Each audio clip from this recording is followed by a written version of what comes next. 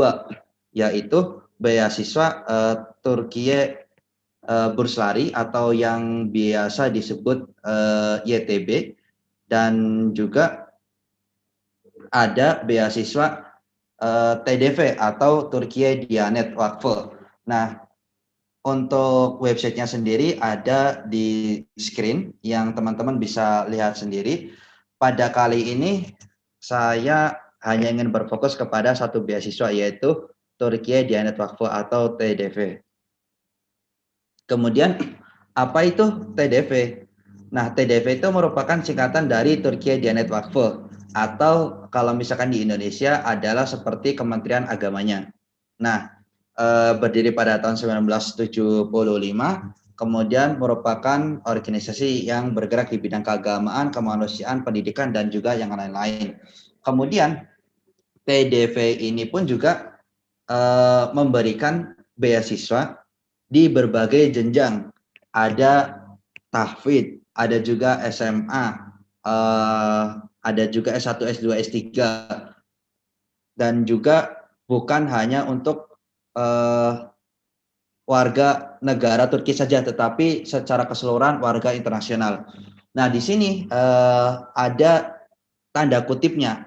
Tanda kutipnya yaitu untuk Indonesia itu masih dibuka hanya di jalur SMA dan juga S1.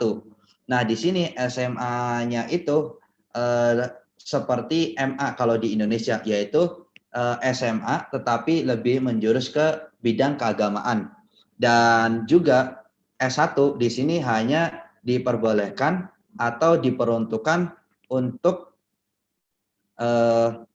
jurusan keagamaan, atau kalau di Turki namanya ilahiyat, kalau bahasa Inggrisnya namanya teologi, atau secara umumnya seperti PAI atau syariah. Dan disinilah perbedaan antara beasiswa YTB yang tadi saya sebutkan, YTB dan TDV. Kalau YTB bisa digunakan untuk S1, S2, S3, bahkan researcher untuk semua jurusan, untuk kebanyakan jurusan. Tetapi di sini TDV hanya diperuntukkan untuk SMA dan juga S1, hanya juga untuk jurusan keagamaan. Dari SMA-nya yaitu yang berbentuk Imam Khatib atau MA di Indonesia, dan juga S1-nya yang berbentuk Fakultas Teologi atau Ilahiyat. Kemudian penyebaran universitas yang ada di beasiswa ini pun juga sangat terbatas. Kalau misalkan di Turkiye Burslari atau YTB itu bisa tersebar di berbagai penjuru atau seantero Turki. Tetapi kalau misalkan di TDV ini hanya beberapa universitas saja, dan juga di beberapa kota besar.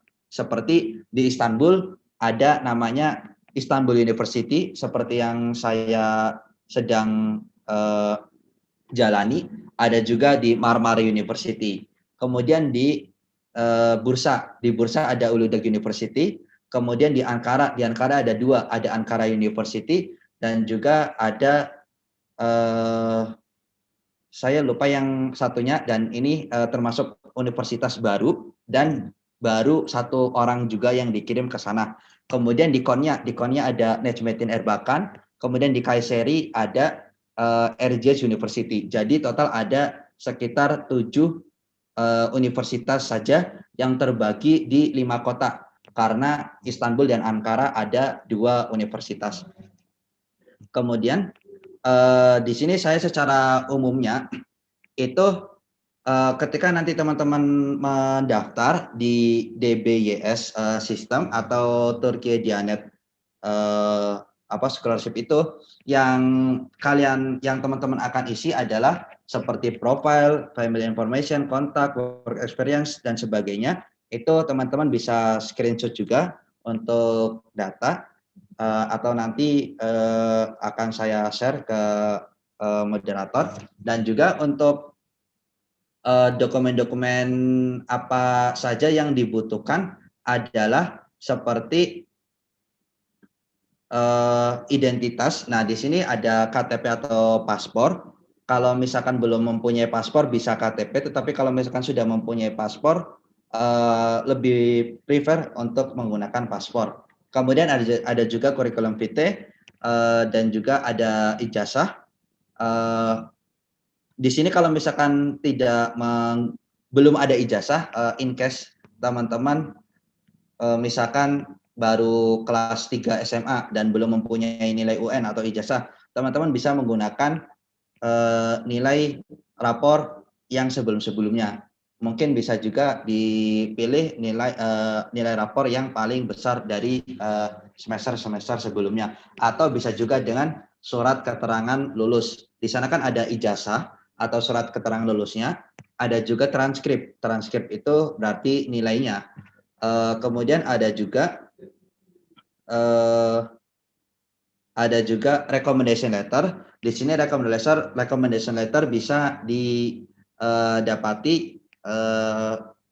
dari berbagai pihak, baik swasta ataupun negeri, seperti dari wali kelas atau dari kepala sekolah atau dari kepala keagamaan di daerah masing-masing. Itu tidak mengikat sistemnya, dan juga ada sertifikat tambahan yang bisa memacu teman-teman yang bisa dimanfaatkan sehingga bisa menjadi referensi yang sangat kuat sekali. Kemudian kalau misalkan teman-teman mempunyai sertifikat bahasa juga itu lebih prefer untuk dimasukkan. Dan di sini setelah teman-teman melakukan registrasi secara online, kira-kira beasiswa ini sekarang sedang dibuka. Biasanya di tahun-tahun sebelumnya beasiswa itu dibuka di tanggal 15 Maret sampai 30 April, tetapi khusus di tahun ini itu berbeda, yaitu di tanggal 1 Februari. Jadi kemarin itu 1 Februari sudah dibuka dan berakhir di 15 Maret.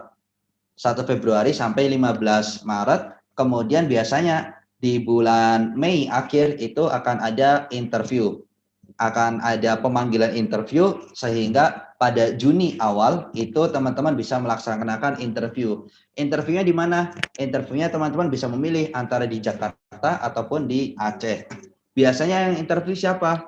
Nah, ini yang interview adalah orang dari Kementerian Agamanya sendiri, yaitu dari Diyanet itu, yang didatangkan khusus dari Turki untuk menginterview para calon pelajar yang ingin mendapatkan beasiswa TDP ini. Nah, di sini ada perbedaan juga ketika proses interview antara YTB dan juga TDP.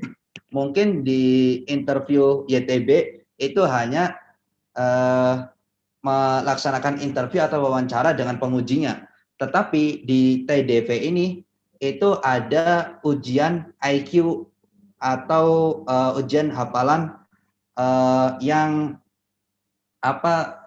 seperti IQ. Berarti ada IQ dan juga hafalan yang menuntut kita untuk melatih IQ kita, seperti itu. Saya kasih beberapa contoh. Misalkan ada tulisan, ada 20 kosakata dalam bahasa Inggris.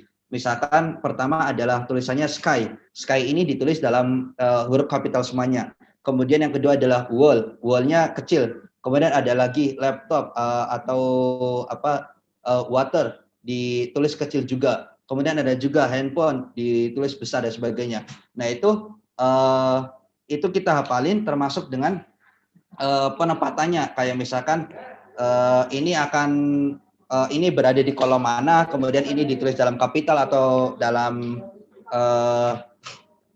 huruf kecil dan sebagainya. Ada juga soal-soal yang lainnya yang berpacuan dengan IQ. Misalkan ada beberapa bangunan yang hampir mirip-mirip, kemudian bangunan setelahnya akan berbentuk seperti apa.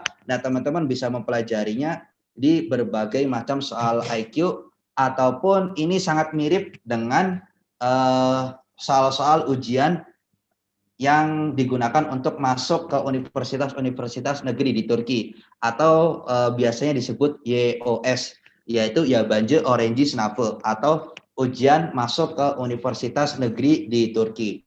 Teman-teman bisa searching soal-soal EQ yang digunakan untuk itu, dan bisa juga dipelajari untuk persiapan interview. Jadi itu perbedaannya interview YTB dan juga TDP. TDP akan ada ujian tambahannya sebelum interview. Kemudian selanjutnya,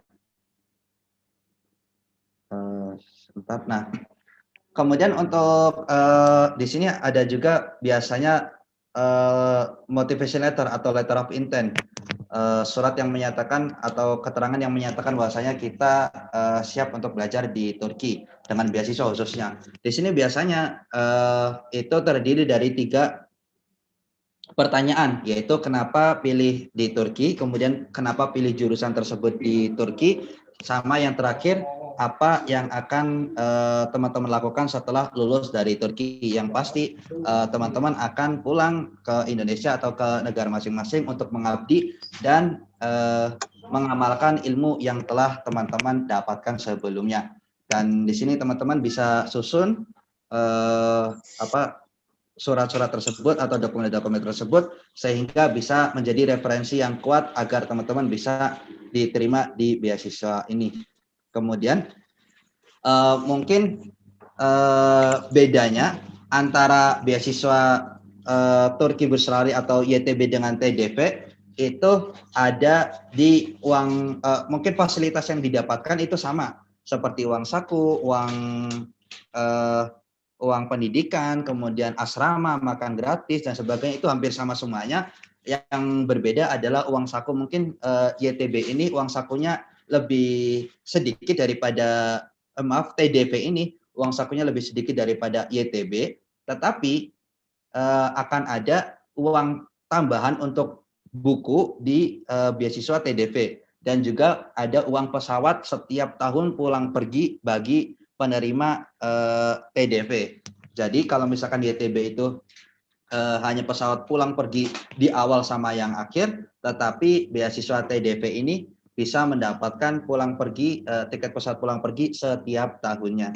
Dan itulah yang saya dapatkan dan manfaatkan juga sebelumnya, sehingga ketika saya